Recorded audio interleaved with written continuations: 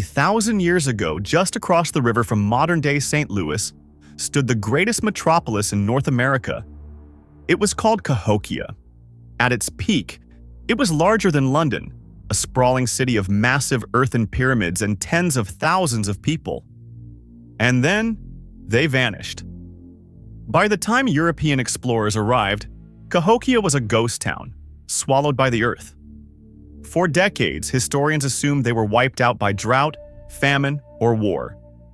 But modern archaeologists using cutting-edge technology are starting to look somewhere else. Not at the sky. Not at the horizon. They are looking straight down. Because what the ancient builders left behind suggests their greatest fear wasn't an invading army. It was what they believed was living directly beneath their feet. To understand the mystery of Cahokia, you have to understand how its people viewed the universe. The Mississippian culture didn't leave behind written records, but they did leave behind stones.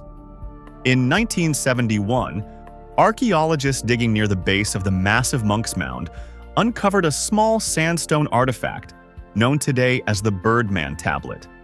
It reveals a terrifying cosmology.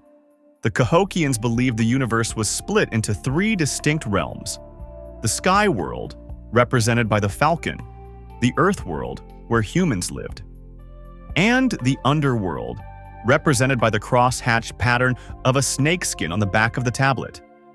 To the builders of Cahokia, the underworld wasn't a metaphor for the afterlife.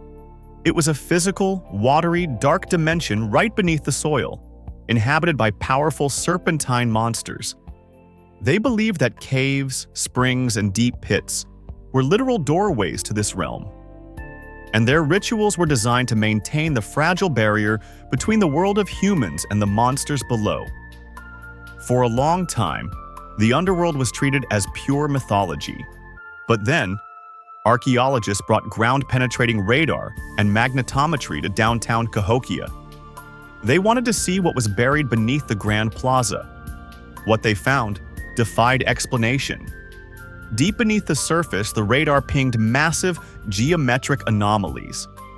They found evidence of colossal borrow pits, areas where millions of cubic feet of earth had been scooped out.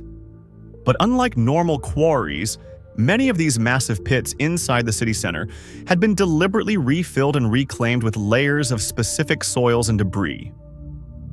Even stranger, the radar detected the ghosts of massive wooden palisades, walls built from thousands of tree trunks. But here is the detail that baffled researchers. Some of these walls weren't built to protect the outer edges of the city from invaders. They were built inside the city, seemingly cordoning off specific ceremonial zones, mounds, and those massive underground anomalies. Why do you build a massive defensive wall in the middle of your own city?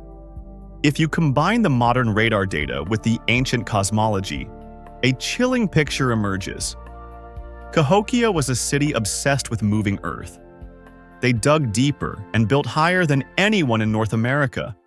But in their frenzy to build the massive Monk's Mound, did they dig too deep? When they breached the water table in their massive pits, did the priests believe they had accidentally opened a doorway to the underworld? Some theorists suggest the internal palisades and the deliberate burying of the pits wasn't about fending off human armies. It was a desperate psychological attempt to seal off the dark, serpentine world they believed they had accidentally unleashed. Around 1350 AD, the city was abandoned, not burned, not conquered, just left behind by a terrified population that walked away and never returned.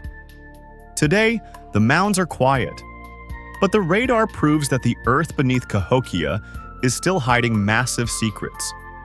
Were they just trying to protect their sacred spaces, or were they trying to protect themselves from something they woke up? Let me know what you think is hiding in the anomalies down below.